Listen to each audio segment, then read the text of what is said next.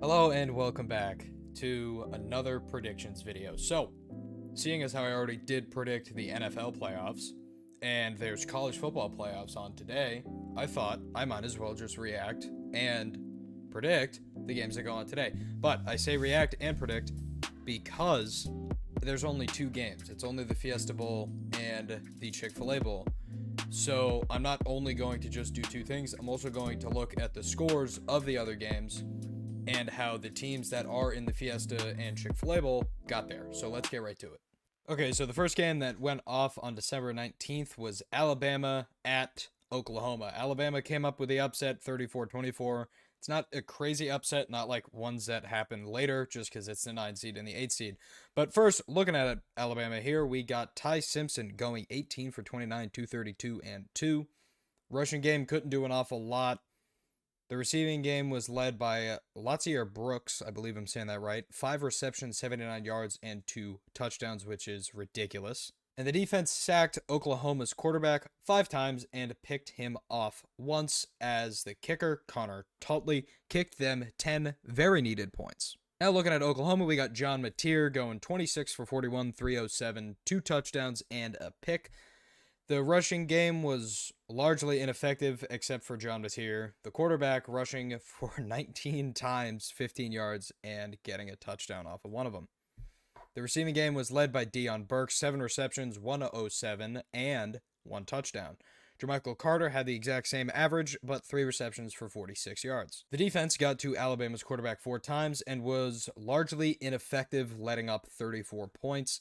And the kicker, Tate Sandel, only went 1 for 3, got a 51-yarder though, and kicked them 6 points. The second game that went off was the 10-seed Miami Hurricanes playing the 7-seed Texas A&M Aggies, beating them 10-3. So this game was largely boring, as you can tell, with only 13 points scored total. Carson Beck didn't have a great game.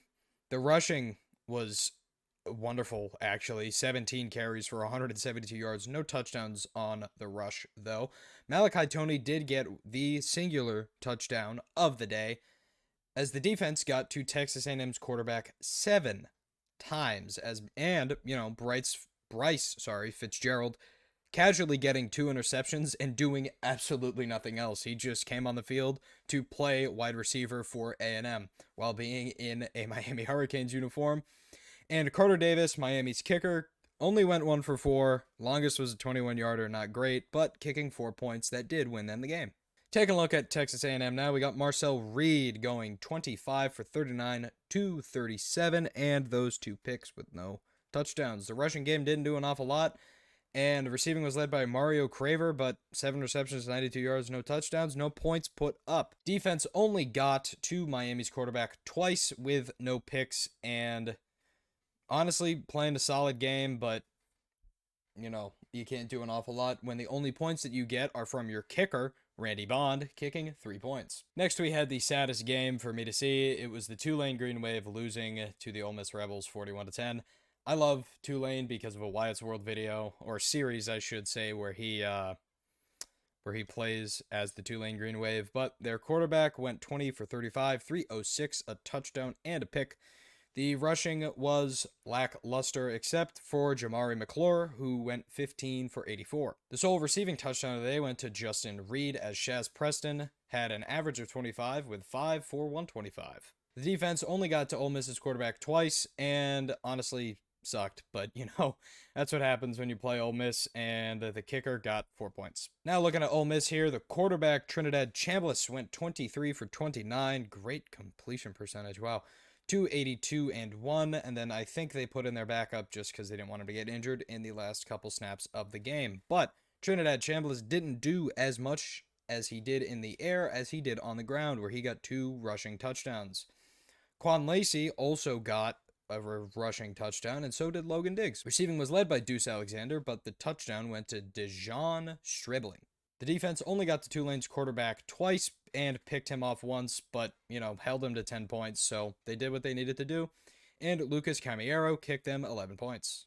And then an absolute smackdown happened as the James Madison Dukes lost to the Oregon Ducks 51-34. Now, James Madison did do their due diligence. They did get 34 points against the Oregon Ducks.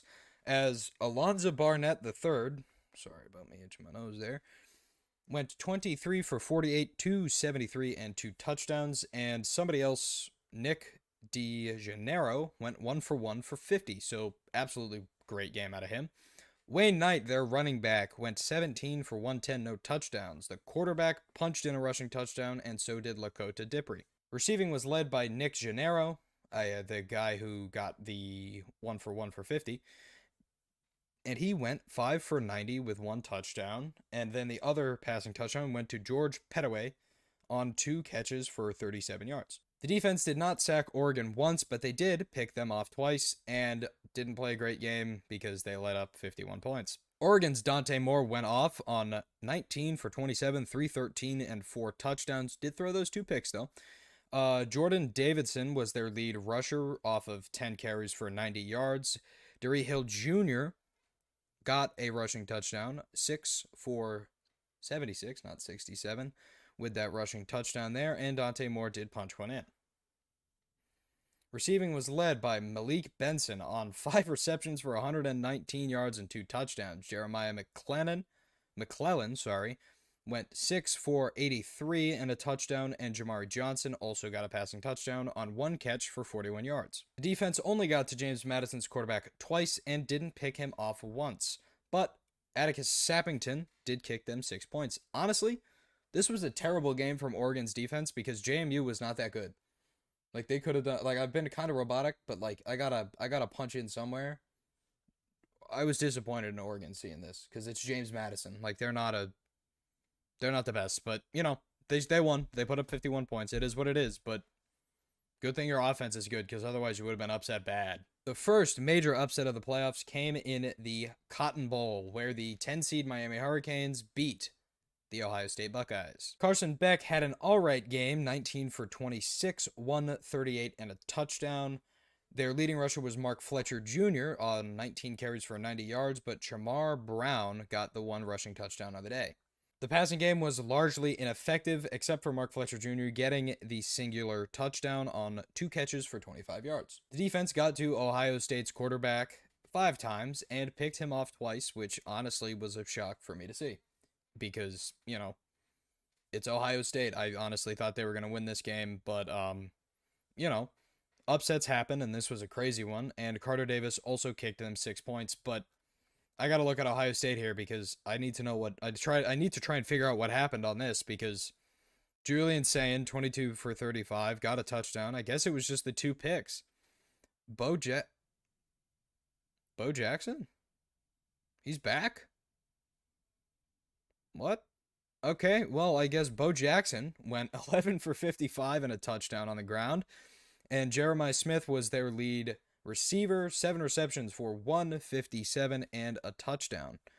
And their defense just didn't do an awful lot. Just counting here, they got to Beck twice, didn't pick him off once. They let up 24 points against a team that they should have honestly steamrolled, but good thing Jaden Fielding kicked him 2 points. Missed a field goal, but honestly, I was so shocked to see this because all the Ohio State fans are like normally the loudest ones, and it was in Ohio. Like, it was in Ohio State. I thought the Miami Hurricanes were just going to crumble, but they didn't, and they made their way to another bowl game, which I was shocked to see. Next, we got the Orange Bowl, where the Oregon Ducks upset the Texas Tech Red Raiders and also shut them out. But looking at Oregon here, Dante Moore had an absolute day except for the pick, and he went 26 for 33, 234. Didn't get a touchdown, did throw a pick. Jordan Davidson was the reason why they won this game, in my opinion, off of the 2 rushing touchdowns and 15 carries. Receiving obviously didn't do an awful lot. The defense, just counting it here, sacked Texas Tech's quarterback 4 times, and Brandon Finney Jr. was probably one of Texas Tech's, you know, leading receivers, catching a ball twice. And Atticus Sappington, who has my favorite name of all time, kicked them 11 points. Did miss a field goal, though, but it is what it is. Because with or without those 11 points, they would have won. Because Texas Tech didn't do much of anything. Baron Morton had a terrible game. I don't know how else to say it. He completed 18 passes for 137 yards, didn't throw a touchdown, and threw it to the other team twice. Rushing couldn't get in the end zone. I mean, got 81 yards for their lead guy, and Baron Morton, the quarterback, you know, negative 32 yards, but they count sacks pretty differently. Receiving, lackluster. Their defense did pick off Oregon once and sacked them twice, and not even their kicker could do anything, but I don't know what to think about this. I don't know if Texas Tech was just a fraudulent 4 seed or the Oregon Ducks are just that good. And now we have the Hoosiers completely destroying Alabama. I don't know how else to put it. Alabama couldn't do anything. They benched their quarterback, it seems. Couldn't get a touchdown. Did get 67 yards, though. Couldn't get anything going on the ground. Couldn't get anything going in the air. Defense clearly didn't do anything except for a couple sacks. And their kicker only got him one field goal because they only got to field goal range once. But Indiana, Fernando Mendoza had a 3-touchdown day. Not that many yards, but it is what it is. Kaleon Black, almost 100 yards and a rushing touchdown. Roman Hemby, almost 100 rushing yards and a touchdown. Charlie Becker, Omar Cooper Jr., and Elijah Surratt all got a receiving touchdown and almost 50 yards, or a little bit over in one case. But the Hoosiers just dismantled them. They sacked them 3 times, didn't get a pick, but Nico Radich, I think that's how you say it, kicked him 8 points. But I was like, sorry if that one was a little bit sloppily done. I don't really care, but I'm shocked at how badly Bama lost this game. And now we have another upset as the Ole Miss Rebels beat Georgia.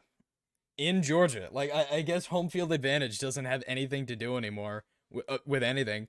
Trinidad Chambliss had a day, 362 yards and 2 touchdowns. Quan Lacey also had a day, almost 100 rushing yards and 2 touchdowns. Harrison Wallace got a receiving touchdown and 150 yards. Deshaun Stribling got 122 yards. And, this dude, Luke Hasz, I think, was the GOAT. He's the greatest of all time. He had 1 reception for 3 yards and got a touchdown off of it. The defense sacked Georgia 2 times. Didn't pick them off, but, honestly not great. You did light up 37 points, if I got to be honest. But Lucas Camillero won them this game by kicking them 11 points. Taking a look at Georgia now, they benched somebody for some reason. I don't know if there was an injury or not. I didn't watch a snap of this game, just like the rest of them, but 18 for 31, 203, and a touchdown for Gunnar Stockton. Nate Frazier couldn't do anything on the ground, but Gunnar Stockton did make up for his midday at quarterback with 2 rushing touchdowns.